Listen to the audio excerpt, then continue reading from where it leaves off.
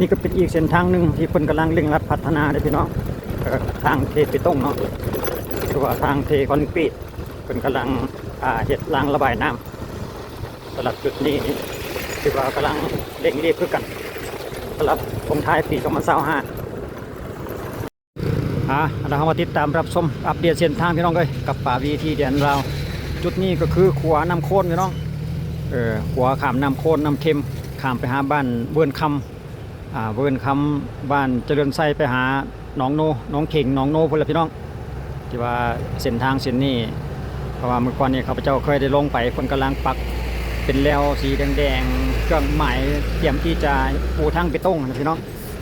มื่อนี้ข้าพเจ้าก็เลยจะมาอัปเดตว่าคืบหน้าเดี๋ยวเราติดตามเบิ่งน้ำกันสลับเส้นทางจากบ้าน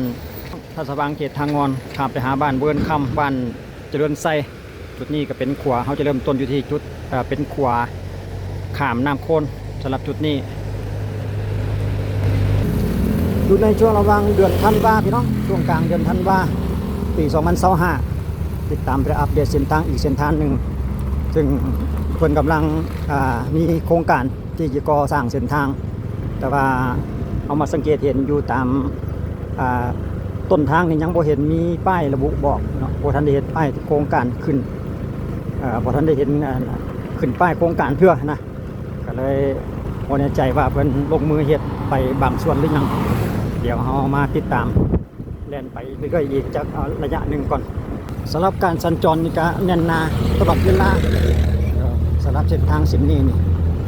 รถหลายพอจะขึ้นค่อยมาเขตบ้านเวิร์นคำเนี่ยก็สังเกตเห็นป้ายแล้วพี่น้องคิดว่าน่าจะมีการก่อสร้างแล้วกรุณาขับซ่าโอ้แมนแท้พี่น้องช่วงขึ้นค่อยโน่นบ้านเวิร์นคำสุดยอดรู้สึกว่าจะวางห้องเป็นที่เรียบร้อยพี่น้องเทพื้นของรางน้ำมาสั่นต่อไปปากเล็กไว้เป็นยานเลี้ยวไปไกลๆพี่น้องเลยรู้สึกว่าจะยาวเหยียดเลยแสดงว่าเพิ่นเริ่มเฮ็ดมาได้หลายเติบแล้วได้นี่ว่าหลังจากที่ผ่านมา2 เดือนข้าพเจ้าบ่ได้มาอัปเดตตอนนั้นเป็นปักเป็นไม้ปักเป็นแล้วสีแดงเนาะมาในปัจจุบันนี้ก็รู้สึกว่าจะเทห้องน้ำเป็นที่เรียบร้อยสลับอยู่ในเขตบ้านเวิร์นคำสลับจุดนี้นี่เนาะเป็นรางน้ำพี่น้องแต่ว่าจะเห็นอยู่มิตรฟากเดียวก็ยังดีกว่าประเทศเห็ดยังพี่น้องเอ้ยเขตศาสตร์บ้านเมืองเรากำลังเริ่มพัฒนาไปหลายจุดนี้จะเป็นคลองน้ำทางด้านเรื่องซ้ายมือของเขานี่ก็จะเป็นโฮงเรือเก่าโฮงเรือแต่สมัยดึกดำบรรพ์ในปัจจุบันนี้ก็เพิ่นจะยุติการเฮ็ดแล้วเนาะขึ้นอยู่กับบ้านเวิร์นคำสำเร็จมามีข่าวดีแล้วพี่น้อง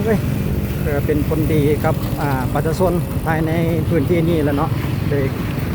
รับความสะดวกสบายในการสัญจรไปมาเห็นคลองน้ำขึ้นมาแบบนี้ก็อุ่นใจมีโอกาสจะได้แล่นทางใหม่เลยพี่น้องบ่ได้แล่นปีนี้ก็แล่นปีหน้าฮัลโหลวะปี2026พี่น้องอาจจะได้แล่นช่วงนี้ก็ช่วงท้ายปีช่วงท้ายปี2025อยู่ช่วงนี้เนาะเป็นคลองน้ำแต่ว่าก็ยังมีแต่ฟากเดียวคิดว่าเพิ่นน่าจะเริ่มเฮ็ดไปแต่ละฟากนะว่าแต่ละข้าง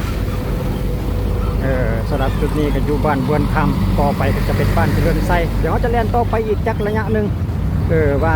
เส้นทางเพิ่นก่อล้างน้ำอยู่ฮอดใส่เนี่ยเนาะเขาจะเล่นพุ่นแหละฮอดกระทรวงป้องกันความสงบแล้วพี่น้องว่าเพิ่นจะเฮ็ดฮอดใส่ได้แล้วเนาะนายสร้างเพิ่นกำลังคุณเชี่ยวเพื่อลงมือเฮ็ดอย่างต่อเนื่องได้นี่แสดงว่าเพิ่นเริ่มลงมือเฮ็ดต่อเนื่อง2 ฝากคางแล้วพี่น้องฝากเบื้องตรงข้ามมันก็มีจุดนี้เพิ่นกำลังเข้าแบบใส่เครื่องปั่นไฟ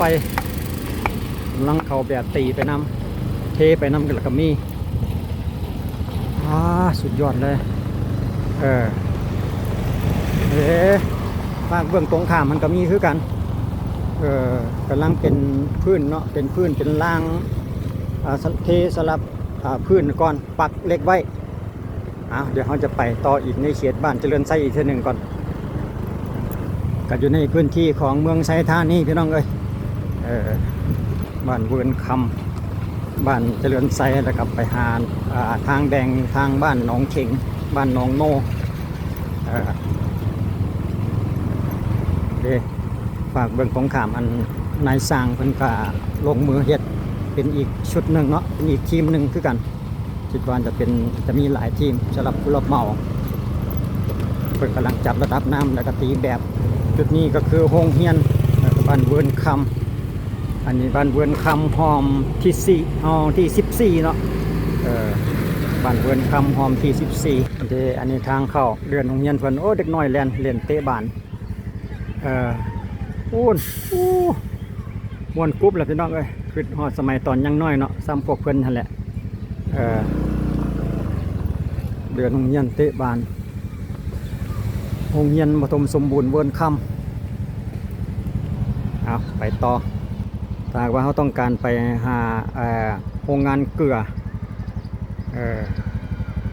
โรงงานเกลือเวิร์นคำจะเลี้ยวซ้ายจุดนี้ก็เข้าไปหาโรงงานเกลือเนาะซึ่งขึ้นอยู่กับบ้านสามสะอาด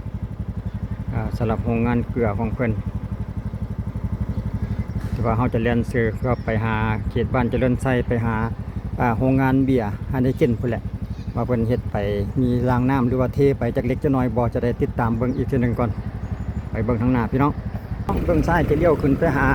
โรงเรียนมัธยมเนาะอุดมเวิร์นคำสำหรับจุดนี้จะเป็นทาง3แยกเลี้ยวซ้ายปั๊บไปตามเส้นทางนี้ก็ขึ้นไปประมาณ1 กิโลเมตรแล้วก็จะเป็นโรงเรีย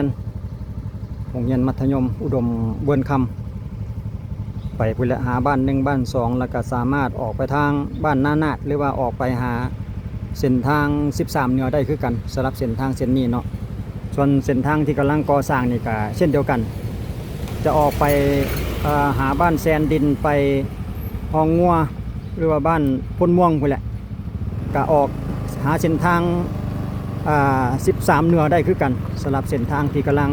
ก่อสร้างอยู่ในเวลานี้นี่เนาะรถลายพี่น้องรถดำก็เป็นเรื่องปกติเนาะเรื่องธรรมดาที่ว่ามีการก่อสร้างโครงการเพิ่นก็จะมีเกี่ยวกับรถดำรถบรรทุกต่างๆเต็มแหละแต่ละมือจะสนวนกันยุ่งซี่แหละ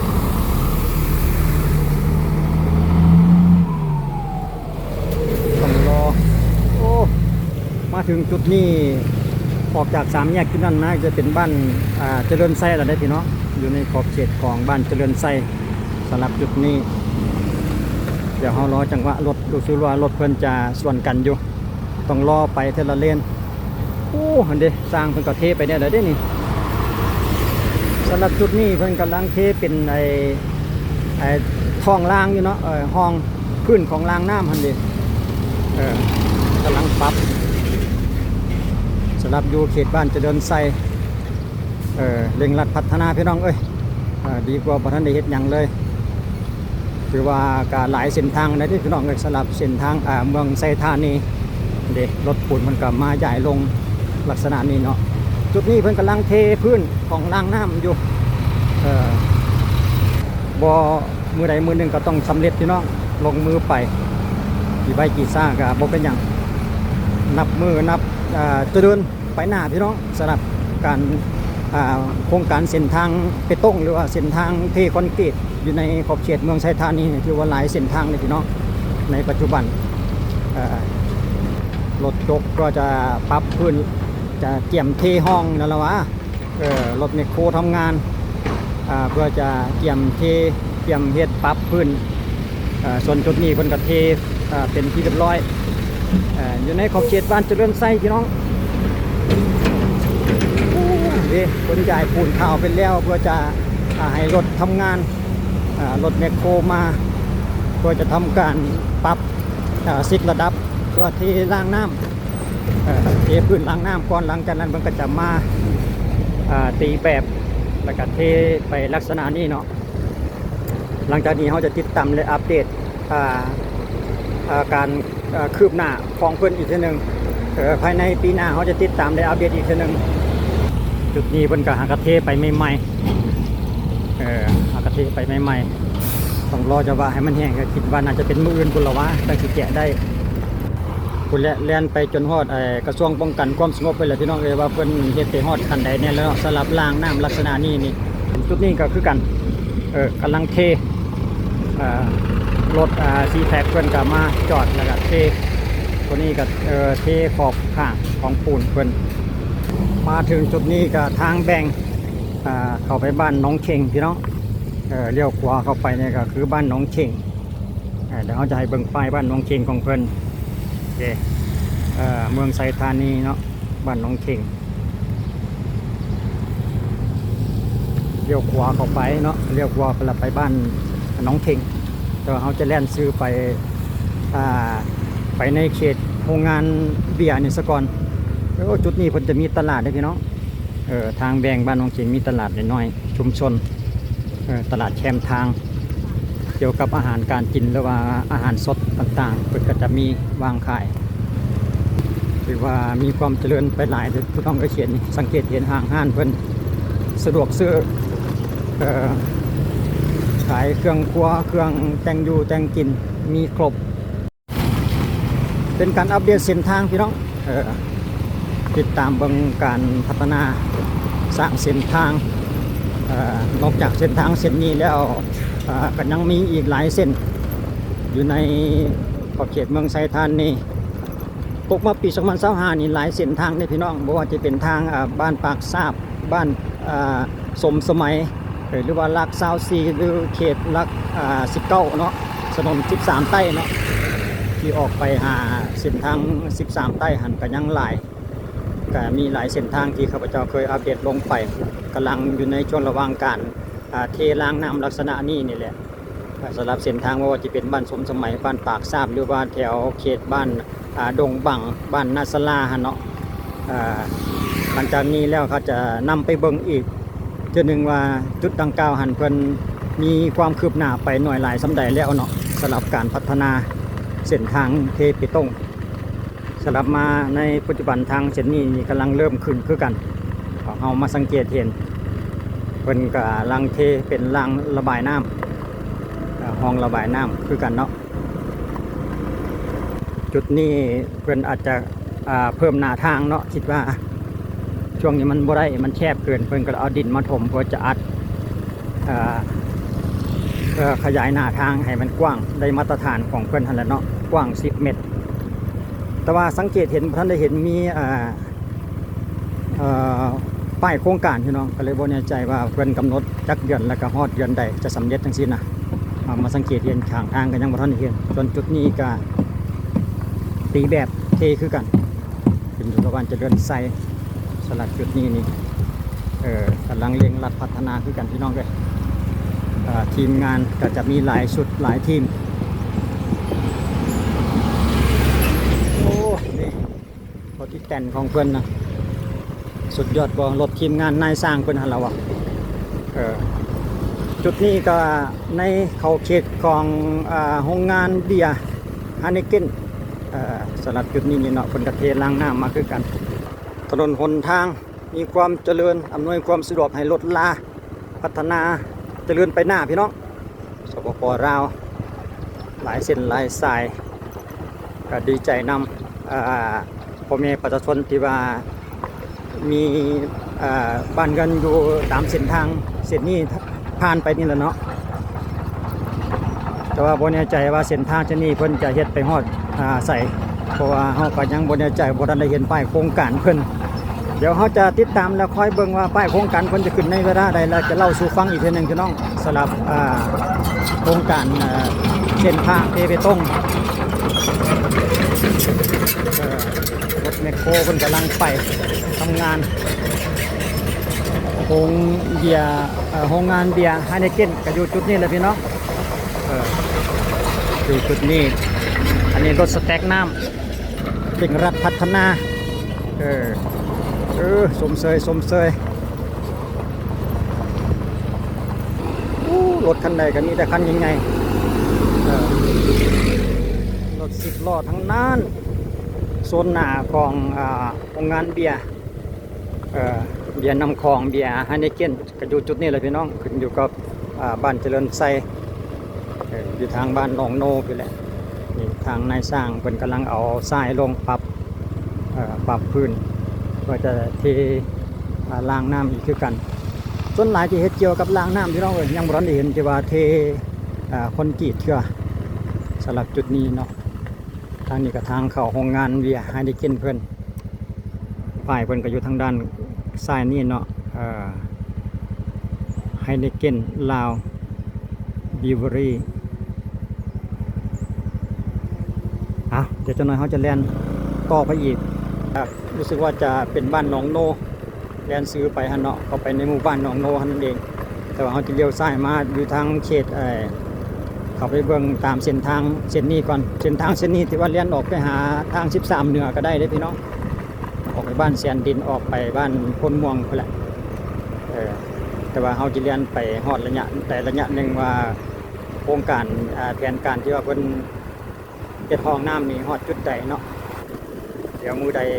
เพิ่นขึ้นไปโครงการละข้าพเจ้าจะนำเสนอให้ทุกท่านได้รับรู้อีกทีหนึ่งโอ้จุดนี้นี่ทางอยากแคบ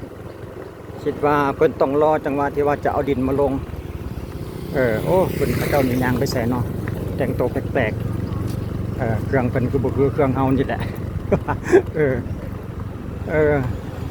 จุดนี้ก็เป็นทางด้านหน้าของกระทรวงป้องกันความสงบพี่น้อง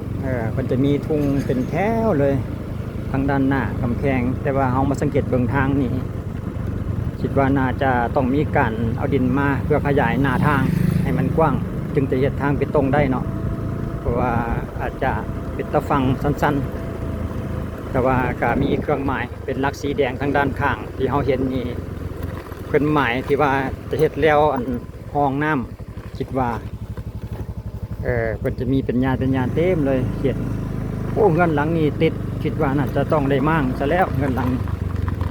ข้างหน้าห้านเพิ่นนี่เนาะติดยาวเลยแต่ว่าการสร้าง